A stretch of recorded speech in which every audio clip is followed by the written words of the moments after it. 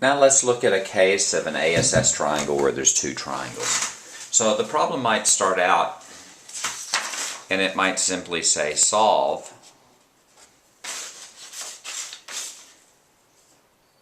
A is equal to 32 degrees, A is equal to 7, B is equal to 11. And the nomenclature here is the capital Latin letter means it's an angle. Since this is a capital A and this is a lowercase a, then that means this side is opposite this angle. The first thing I like to do is just draw a real simple triangle to see what type of problem we have. This is 32 degrees. The side opposite 7 and this is 11. Here we have an angle and a side, but the angle is not in between the two sides, so that's called an ASS triangle, or sometimes it's called SSA. It doesn't matter what you call it. In that case, you're going to use the law of sines, but it's what's called the ambiguous case. And the reason it's called the ambiguous case is you're not sure how many triangles there are. So once you know it's the ambiguous case, the next step is you need to determine the number of triangles. And I'm just going to draw a little triangle like that. The answer is going to be there's either going to be one triangle or two triangles, or there's going to be no triangle at all. And the first thing I'm going to do is I'm going to find H. H is going to be B sine A. In this case, that's 11 sine of 32 degrees.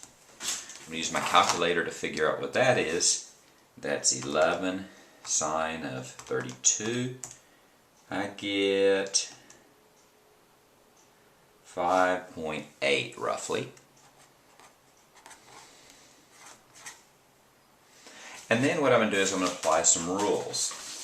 And here are my rules. So let me write here, if this is my rule, if these are my rules, let's write this down real quick. Let's say A is 7, B is 11, and H is 5.8. Let's look at our rules here, if we can fit those in. Then it looks like to me that A is not less than B, A is not equal to H. It looks like to me that A is bigger than H and less than B, so there's two triangles. And now that there's two triangles, we're going to solve. And here's the rule. First, we solve for one angle, and then stop. So the law of sines is A over sine A, B over sine B is equal to C over sine C. Now, this is quite a long problem. No particular step is too hard, but it does get quite long. So let's start plugging numbers in. In this case, A is 7, and sine of A would be sine of 32. B, you know, that's 11, and that's sine of B. And C, you don't know either little c or large c. Well, I have a little trick here. Since the c's look the same, I put a little line through it so it looks like a sin. So I'll remember that these are the sides, the little c, and these are the angles.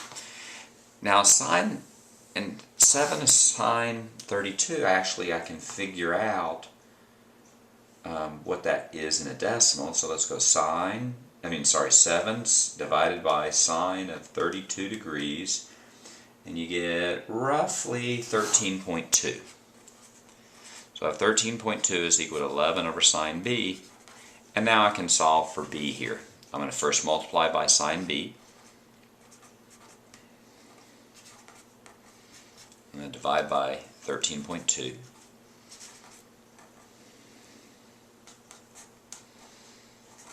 And then I'm going to do sine inverse of 11 divided by 13.2, and that's going to give me B. And that's sine inverse 11 divided by 13.2, and I get about, I messed up, let me try it again.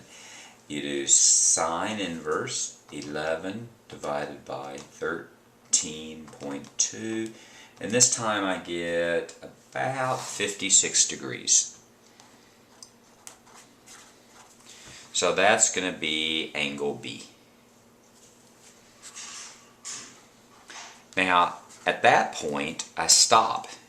Because remember, there's two triangles, so B is not only going to be this value, but it's also going to be 180 minus 56.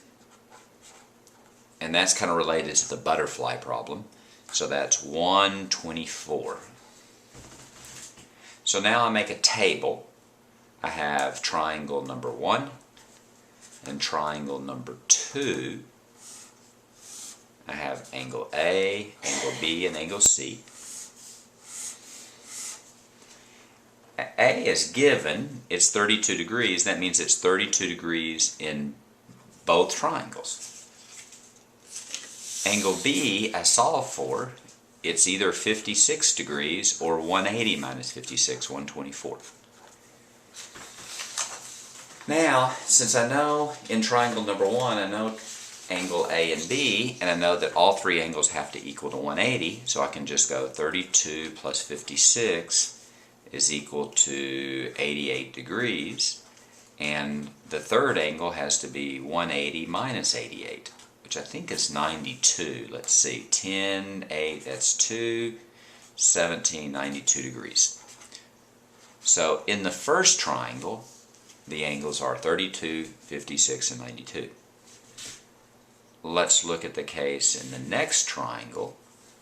Well, it's one angle is 32 and one's 124, so together they equal to 156 degrees. All three angles equal to 180, so that's 156. That's 7, 4 I think, and 2, so that's going to be 24 degrees.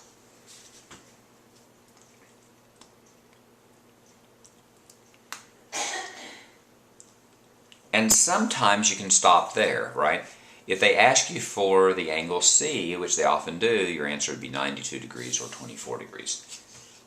If they ask you to solve for the entire triangle, then you have to back up for a minute, and you have to solve for one last thing, that's the angle C. Now if you notice something here, we already know that A sine A is equal to 13.2, and we know that's equal to sine C, C over sine C. So let's write that down, right? You have 13.2, which is A sine A, and you're going to equal, that's going to equal to C over sine C. We also know from our previous problem that angle C, there should be a large C there, that was a mistake. Large angle C is either going to be 92 or 24, so you have C is equal to 92 degrees, or C is equal to 24 degrees. And now what you're going to do is you're going to plug both of these numbers in and then solve. So you have 13.2 is equal to little c over sine of 92 degrees, or 13.2 is equal to c over sine of 24. Now where did the 13.2? That's just A sine A.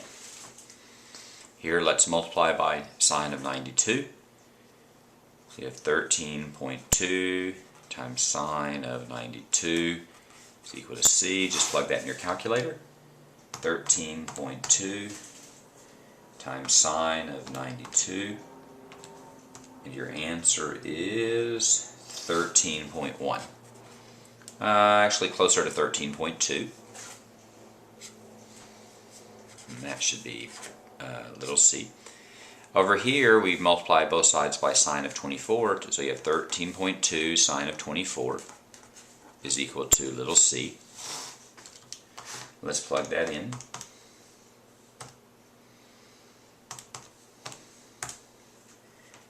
And we get 5.4 roughly.